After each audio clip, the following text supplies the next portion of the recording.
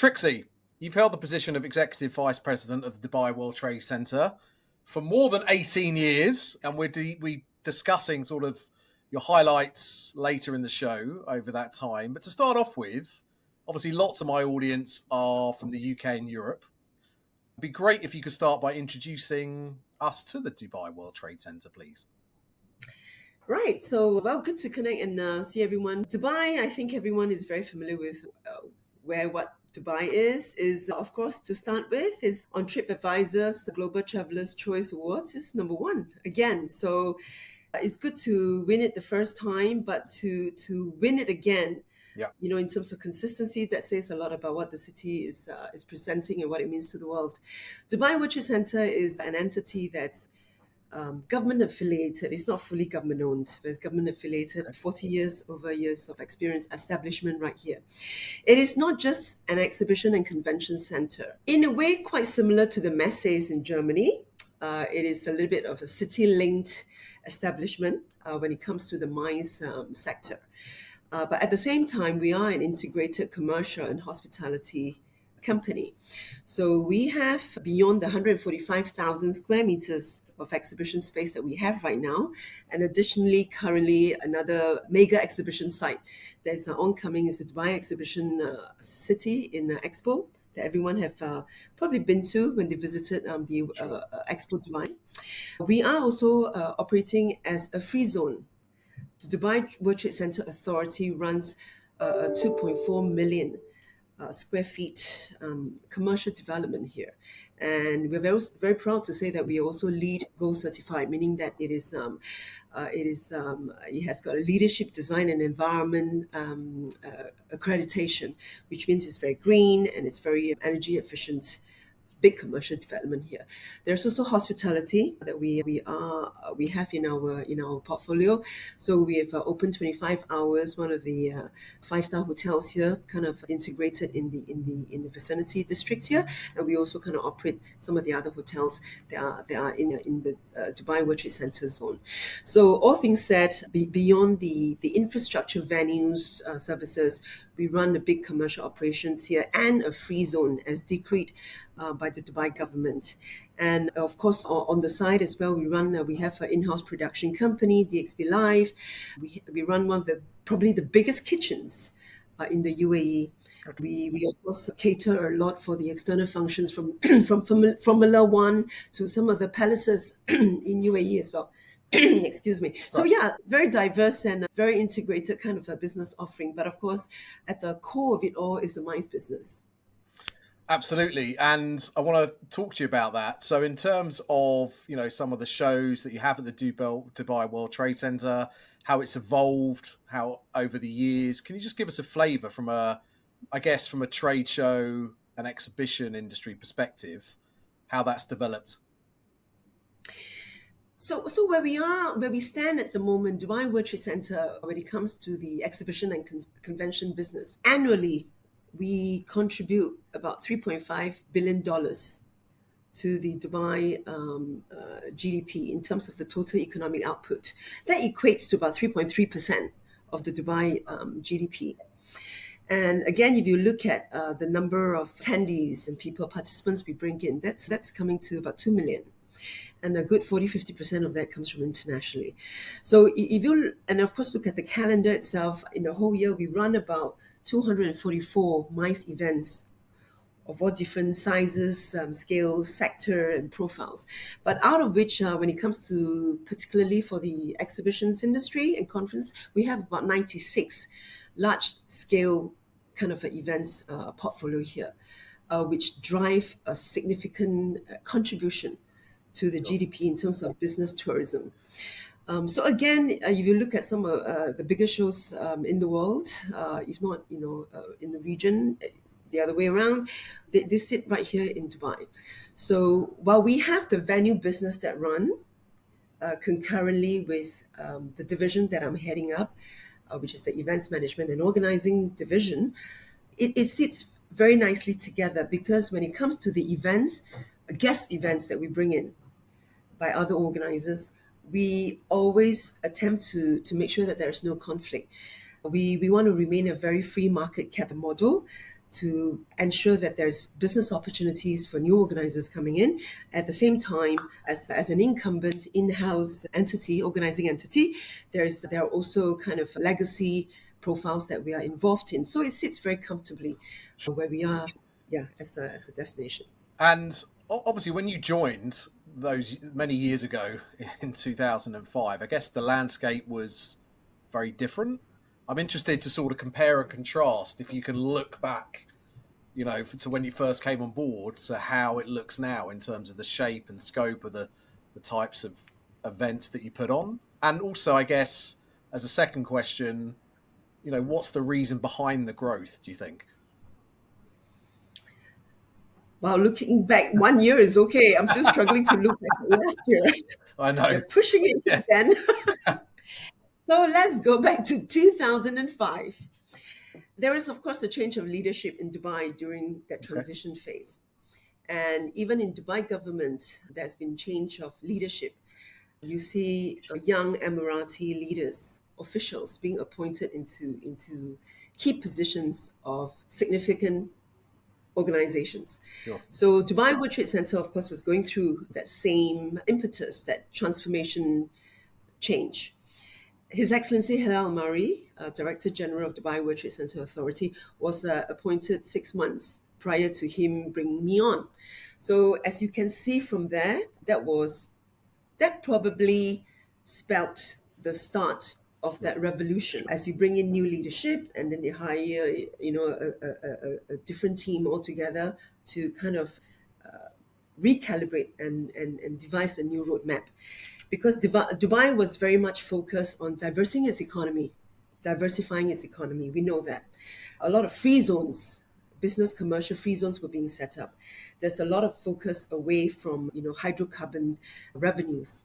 And of course, the real estate was going through a boom. So the master plan was just not in one area, which is, let's say, real estate. It was also accompanied by significant transformation missions in tourism, be it leisure tourism or business tourism.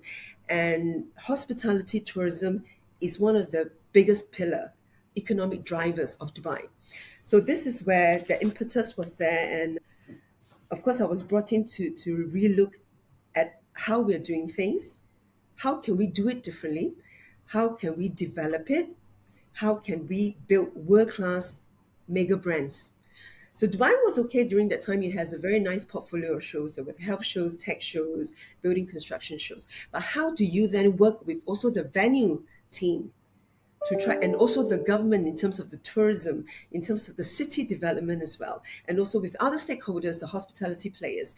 How do you then augment and market Dubai as a destination beyond just organizing the shows? So there are a lot of stakeholders involved in the equation. It was not so straightforward to say, come and organize a show.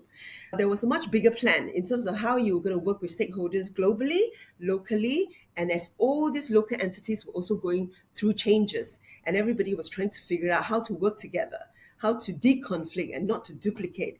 So very interesting place during that time, but then not forgetting that when you look back, it was not as smooth as we think it is. There was so many crises that we went through. Should I say crises? Is that such a word? I think so. There are many S's to crisis there, because there's so many, from the Arab Spring to the big financial, when the economy tanked globally in 2008, 2009, and then there was the spat with the economic geopolitical challenges in the region here. A lot happened during that time, and many people were writing Dubai off. When they were writing Dubai off, of course, the business tourism events industry similarly we were hammered, in epic ways. People were thinking that this is the beginning of the end of Dubai. So if you look back and see where we have come, I think we have learned a lot of lessons. We have rebuilt. We've come back very quickly. And of course, the most recent one will be the pandemic. We know about it, how we were the first city to come back. And actually, we're very proud to say that the first kind of implementation for the comeback plan was through events. We were, in fact, the first to kick off with a comeback event as early as July 2020. Yeah. And then the leisure tourism and everything else then followed. So this is where it has evolved in terms of the significance and how what kind of a momentous role that business events particularly has played in the landscape and the persona of Dubai when it comes to the exhibitions industry. Thank you. And in terms of the relationship that Dubai and the UAE has with the rest of the region, the Middle East, the likes of Saudi Arabia, because there's lots of shows that's also seen a significant increase in the amount of trade show and exhibitions that it has. How does that work? Just give us a flavour of the relationship you have with other countries, cities, towns in the region. The fundamental belief and principle of how Dubai is governed and how all the stakeholders work together is the belief that what's good for Dubai and what's good for the region is going to rub off on each other. Yeah. So our focus is always to expand not just the local economy, but the regions. So when the region grows, everybody stands to benefit because nobody comes to Dubai for Dubai. People come to Dubai for the world. So when the world is going through a good harvest, is on a good ride, Dubai benefits. I mean, whether you look at global tourism, global businesses, whether it's FDI, when it all comes back, Dubai is almost a very good barometer to see when there's a big comeback or when there's a big surge in some kind of activity. It reflects. We are probably one of the first kind of carrier of some of these sector developments. So all things said, there is competition, but there's also a lot of collaboration that goes beyond the event space. And like I say, when people, an event that we run, a large-scale event like GITEX or Gulf Food or even the Arab Health of the World that is being hosted here, you bring in people from 180 over countries. So with that belief and understanding, while there is kind of a competition or reshaping of the regional landscape, it brings in more interest because it highlights what the region is doing. The amazing news of Saudi winning the hosting of Expo in 2030 and then the World Cup, it focuses the region and puts it at the top of the leaderboard. And when that comes, all the countries in the region goes up as well in visibility. So I think this is that halo effect that we all want and we all need, especially when you come to competing with other continents. They are huge. Competing with the US to Europe. I think this is where the sum of us together as a region is definitely much stronger. So there's competition and yet there's collaboration and a lot of unification as well. Thank you. And you mentioned just then GITEX being one of the events that you personally and obviously the Dubai World Trade Center is heavily involved in. Want to talk about GITEX. Again, for those that aren't aware, just give us a summary as to GITEX Global, and then we'll talk about the events that are happening elsewhere in the world under the GITEX brand. Sure. I can go on talking about GITEX for many different angles, good, bad, stress, anxiety, hope. So I'm just going to try and compress this and feel free to ask me specific questions because I don't know where, how far I'm going to stretch this. Sure. This is a 30-year-old brand. It's conceptualized, it's a homegrown Arab brand. So you must understand there's a lot of pride here. It's not just for Dubai, it's for the world. The event sits in a region here that is not a Silicon Valley. It is not Europe. It is not US. So if you look at where this event sits in terms of the geographic catchment and the fundamentals of it, you will never believe that 30 years on, you can create the largest tech and startup show in the world, sitting right here in the desert. In an economy with a population of 10 million in the UAE, versus the tech giants, the juggernauts of Europe, China, and of course US. So when you look at that, you look at the journey of where it comes.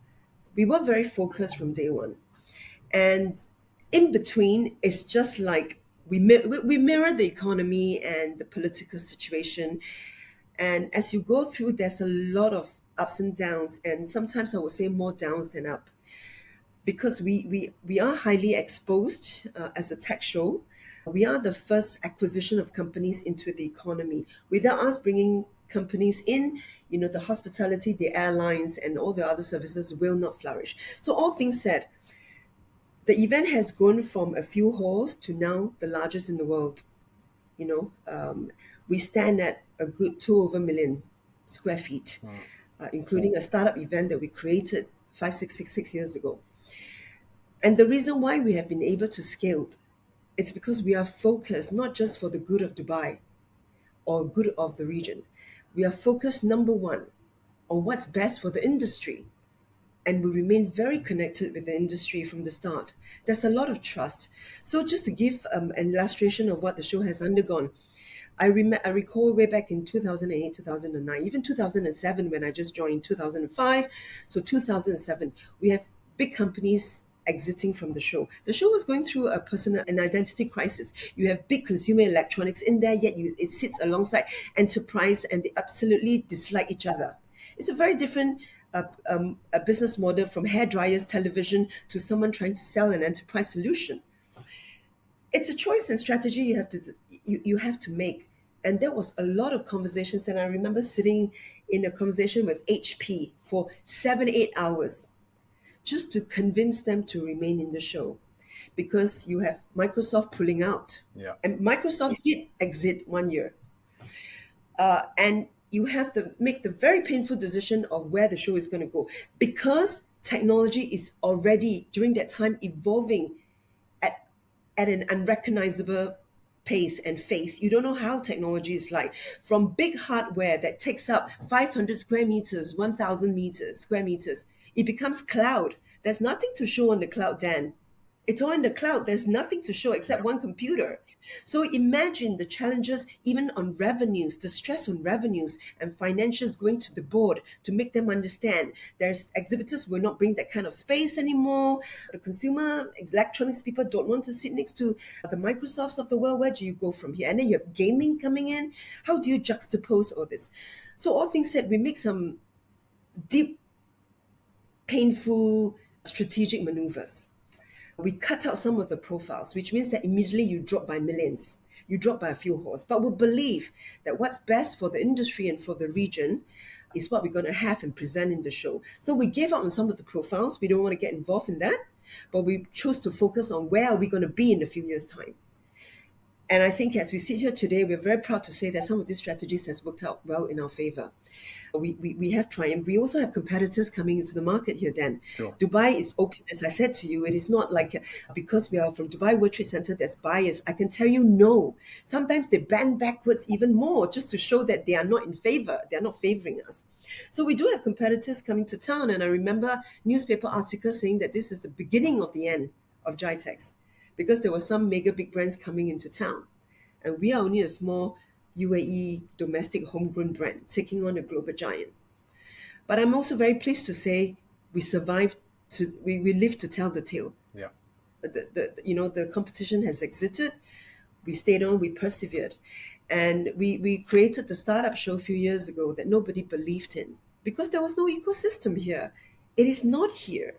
There was a lot of ambition and aspiration to build the startup ecosystem, the investment environment here, to bring in VCs and startups for this region to thrive, because UAE has a very clear vision of wanting to double its GDP in terms of the contribution from the digital sector to about 19% in 10 years' time.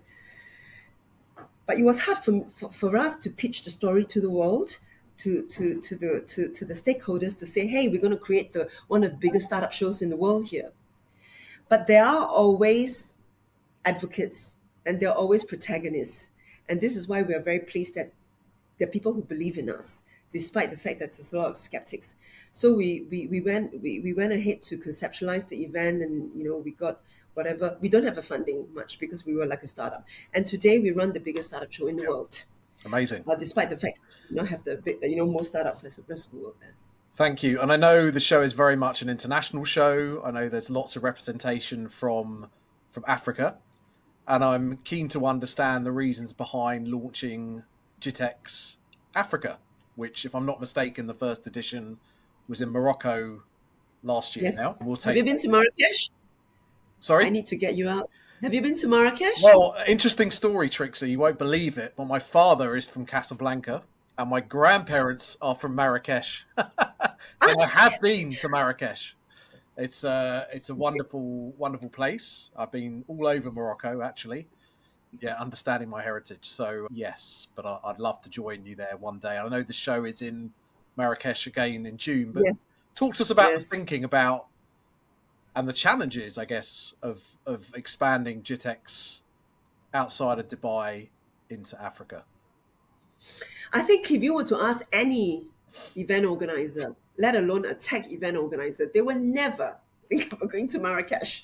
I've been asked a million times by my internal stakeholders, why Marrakesh, Yeah, Morocco? Understanding that there's intuition involved, there's conversations with clients involved. We're very close to our clients. I think this is where, back to your earlier question, how we built the show. We're very close to our clients. We are guided a lot by what the ecosystem is telling us and where they see it going. But at the same time, it is not a first choice destination for launch of a show in Africa, for a lot of the stakeholders in the wider tech industry. So all things said, Africa is up and coming. It has been said that this will be, in time to come, the next Silicon Valley. The number of talents out there is incredible. A place like Nigeria, you go to visit canyons. There are so many talents. The last trip I went there, I was astounded. You have very young Nigerians just sitting in the AI center, just pounding away without lights, simple room, computer, and they were firing away, just doing programming and coding.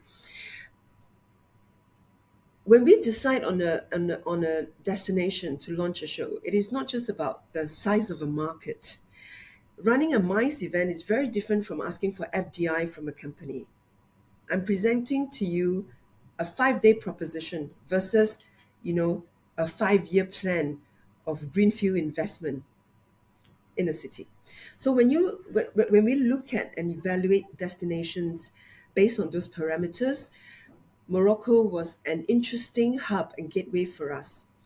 It sits where there's the whole going into the European space. You have France, Spain, and Portugal right up there, and then of course North Africa. And if you get it right, you get the rest of the Africa 50 over countries coming on, and that for us was the biggest challenge. It was not just launching a show. It's easy to launch a show then, but to launch a show to be the biggest in the continent in year one, it takes a whole new playbook and a whole new team of people who understand where that should go. And then just to also remind everyone here, we did not launch it in 1.5, 2 years. We launched it in 7 months wow. in a market that we are totally not familiar with, where our relationship with the stakeholders is definitely not as strong as the rest of the world. Of course, that got through with a lot of coordination and a lot of partnership, and we have an amazing team that kind of make sure that we reach our target and the mission of where it's going to be. So, and the biggest challenge for us is not just creating a Moroccan show. That would be a disaster. And we were very clear from day one, you will not be a Moroccan show. Otherwise, we call it GITEX Morocco or GITEX North Africa. No, it's going to be GITEX Pan-African. And again, very proud to say that we succeeded in our strategy and execution in bringing, almost every country in Africa is represented in the show, whether it's exhibiting, whether it's from government visits, or whether it's by attendance. We have people coming from 120 over countries, which was astounding.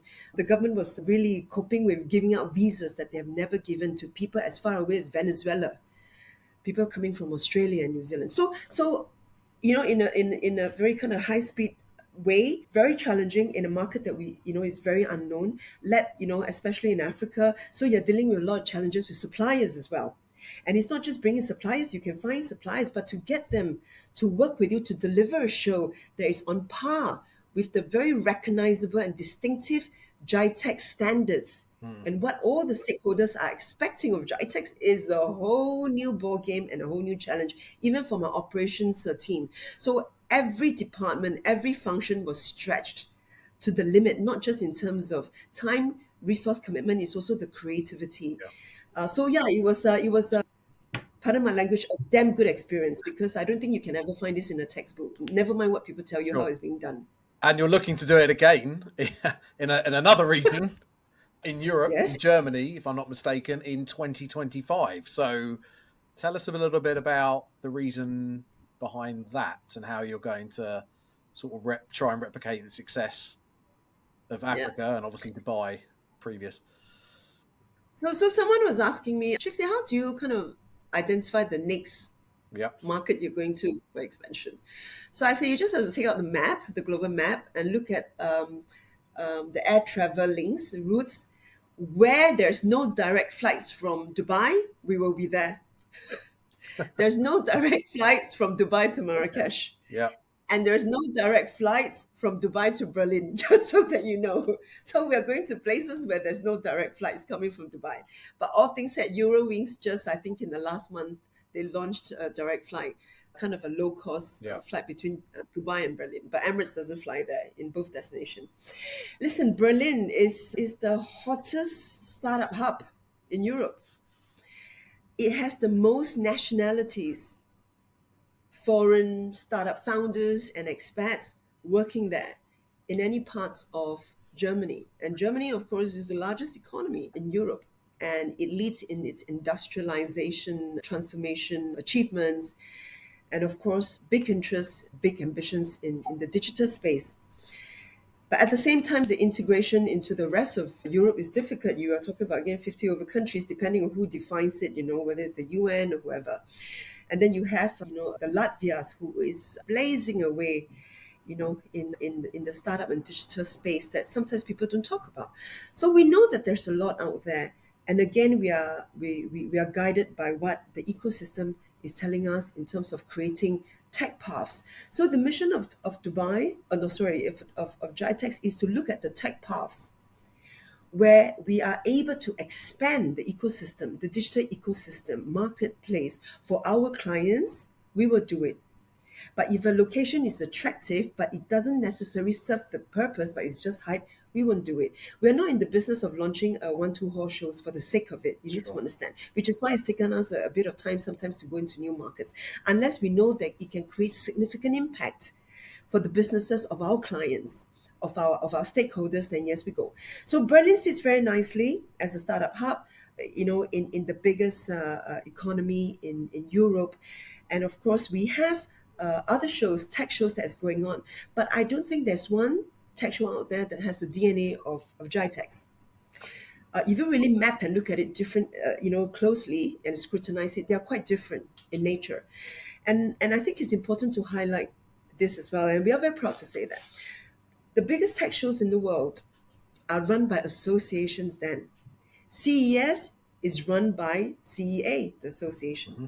Mobile World Congress is run by the association, yes.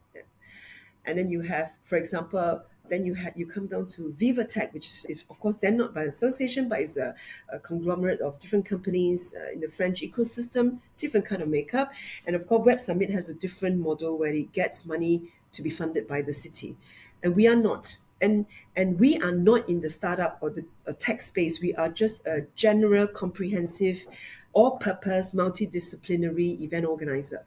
So for us to stake our claim and play in the space where it's hardcore tech, where people in those space are breathing and eating and drinking technology every day, you can imagine the challenges on my team, they are not from the tech ecosystem full-time. They don't come from that space. So this is that skill up that we need to do tremendously. And now going to Europe, the whole playbook and the technology advancement is also very different. So what is suitable for the region here in Dubai and Africa is very different over there. The stakeholder ecosystem is also very diverse. The government lobbying, not just in Germany, but the whole of Europe, which has very, differentiated laws and still trying to unify. And we all know even AI is the latest conversation. There's a lot going on there.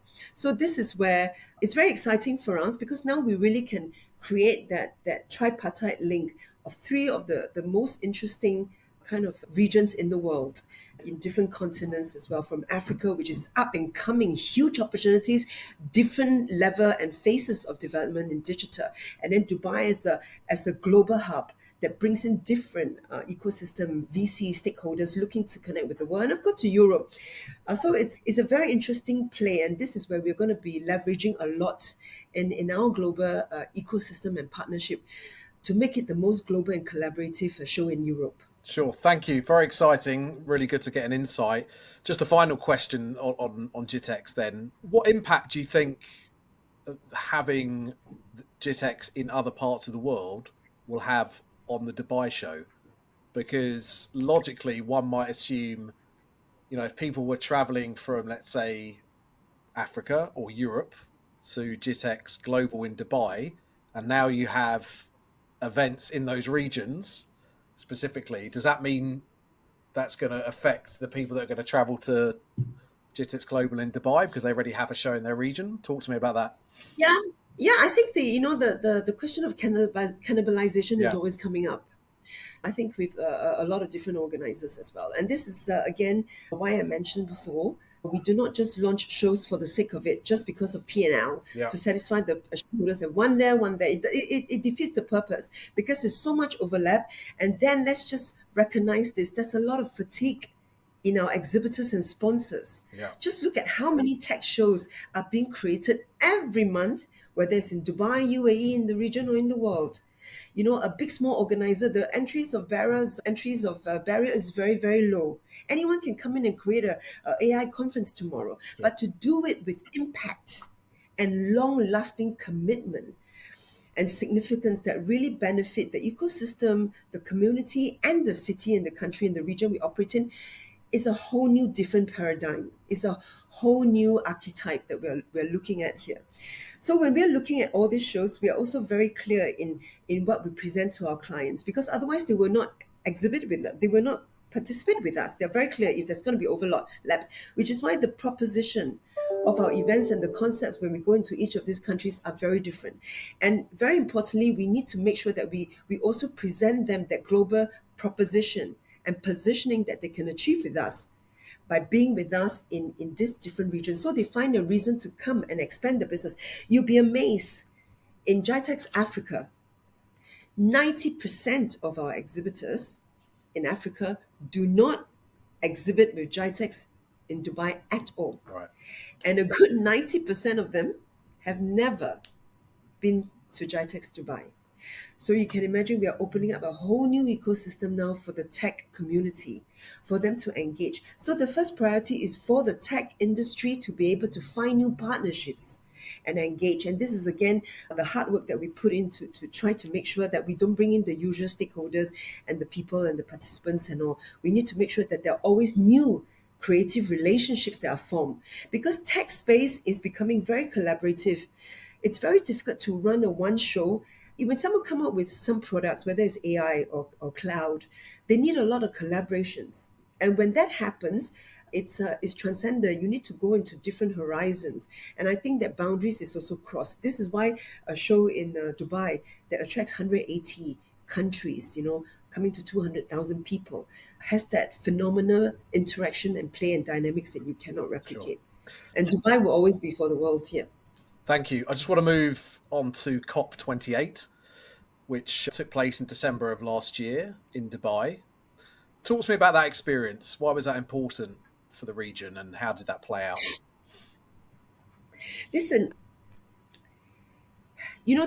firstly, we're very privileged as my department as well. We were involved in COP. We were selected and appointed as the international sponsorship agency partner for COP to acquire and bring in all the global international sponsors into the event, which is a key part of making sure COP28 has that scale and, of course, that impact across the world and across many different sectors. So the team worked very hard on it the entire year.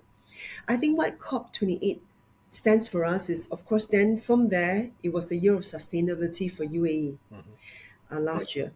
There has been a lot of initiatives that came out. And I think, UAE sometimes is very misunderstood for the efforts that it has made in the space. If you look at the last 15 years, it has invested over $100 billion in renewable energy and efforts and financing. And there's another 100 billion that is upcoming in collaboration with the US, upcoming in the next 10 years. And of course, beyond that, you look at the COP in terms of the announcement that were made. On the very first day, there was the Loss and Damage Fund that was announced, which was significant to kick off the whole COP.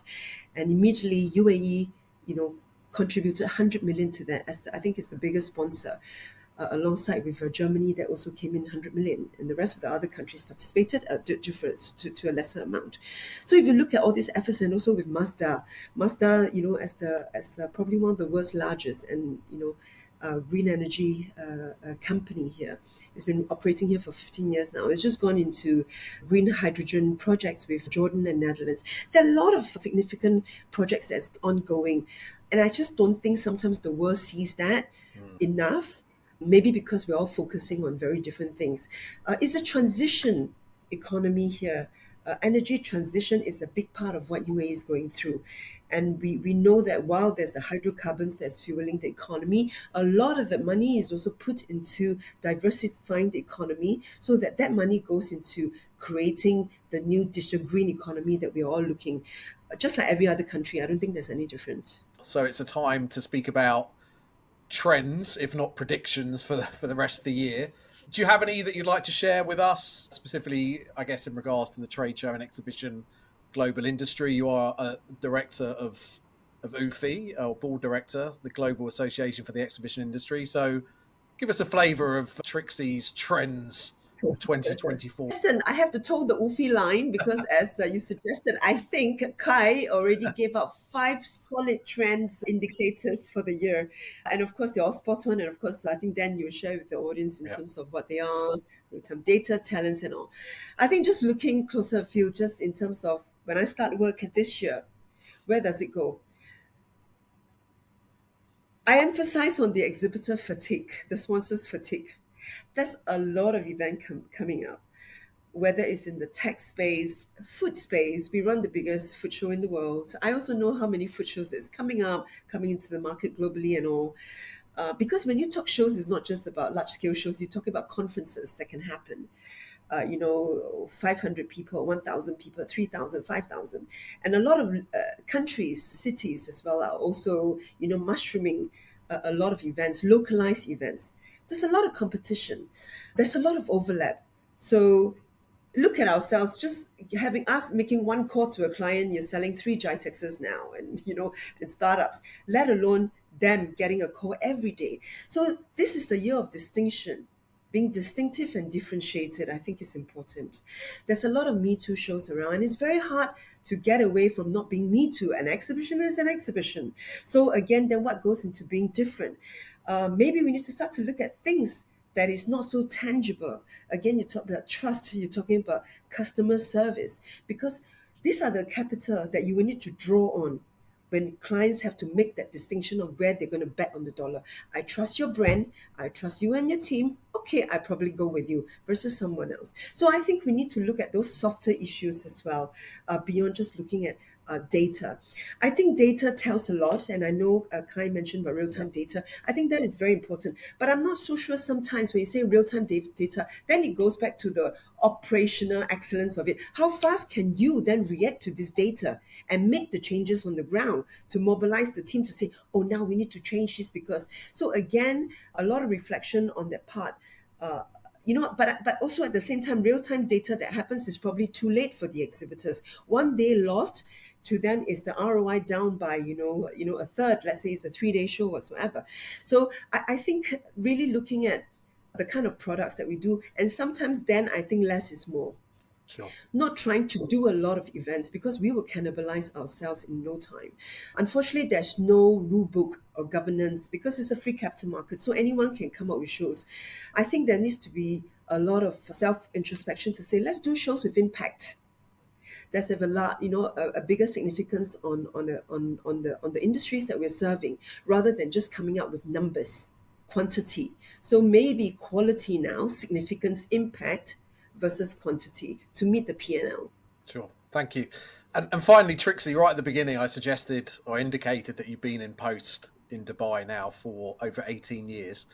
What's the secret, do you think, of your longevity and, should I say, your success? What's kept you doing what you're doing? I like the way you said, how did I stay there and not get fired yet?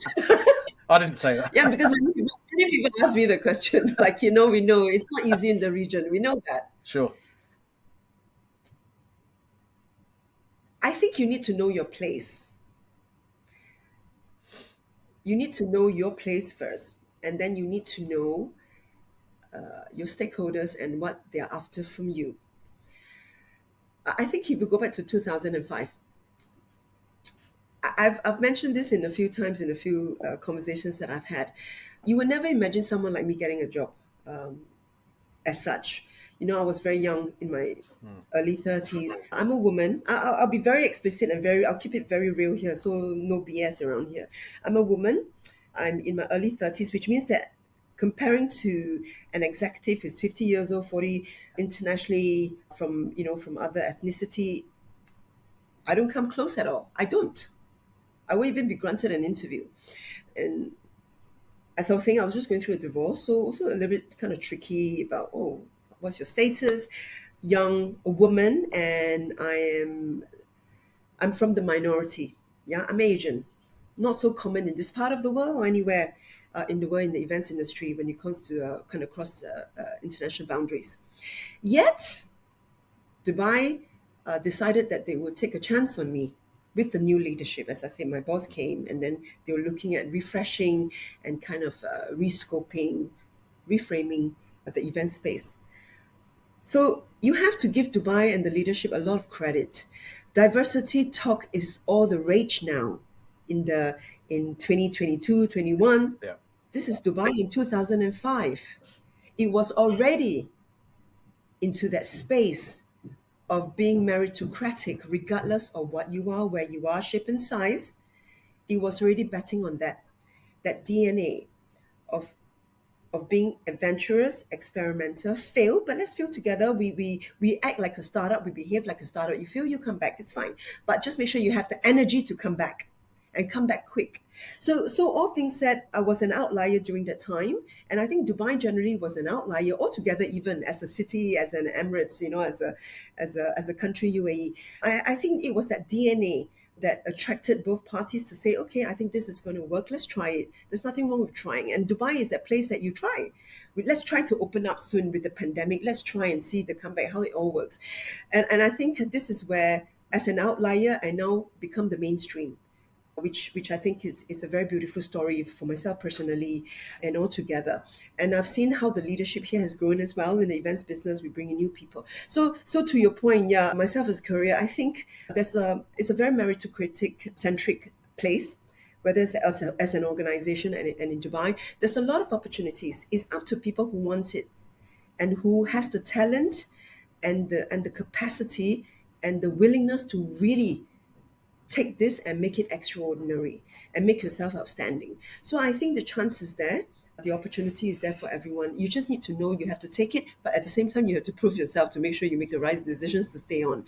Because if you don't, you also know the consequences here. So you need to pivot quite right. Thank you, Trixie. It's been fascinating. You've given us a whirlwind of an insight into a number of topics. I'm sure we could have extended this by a couple of hours. We congratulate you on all your successes over the last 18 years.